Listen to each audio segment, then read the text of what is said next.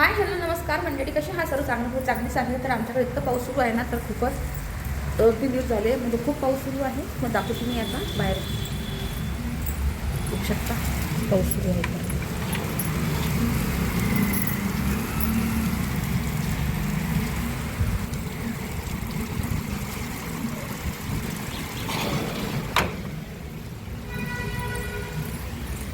तर तुम्ही बघितलेलं असेलच बाहेर पाऊस किती सुरू आहे. तर आता कसं आहे, आता पावसाळा आहे तर पाऊस सुरू असणारच.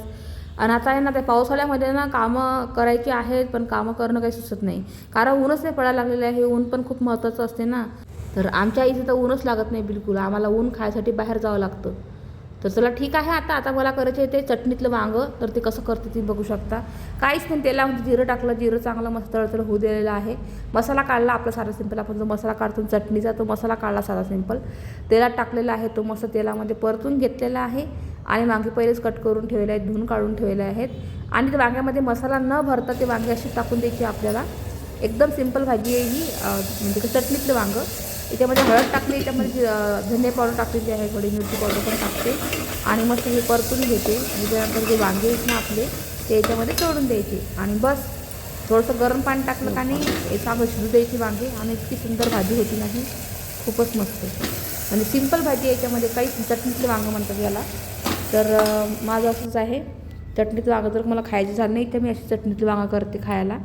त्यात थोडंसं हे करते, म्हणजे रस्सा कसा भाजी शिजायसाठी. तर बघू शकता अशी झालेली आहे सुंदरशी भाजी तयार.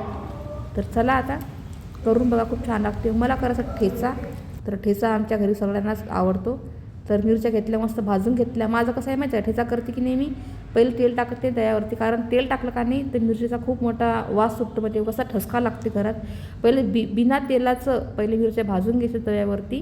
त्याच्यानंतर मग त्याचा ठेसायचे छानपैकी त्या. आणि मग त्याच्यावर तेल टाकायचं, त्याच्यामध्ये लसूण ठेसायचा, मीठ टाकायचं, सांबार टाकायचा. तर खूप छान होते. तर काय चालतं माहिती आहे का, इथे माझ्या मुलीच्यामुळं आरसा फुटला होता, सॉरी मुलीच्या हातून आरसा फुटला होता. तर म्हटलं असं जर आपण डस्टबिनमध्ये टाकला तर उगाच कसं कोणाला पण लागू शकते. त्याच्यामुळं मी एक कपडा घेतला, कपड्यामध्ये आरसा पूर्ण पक्का बांधलेला आहे.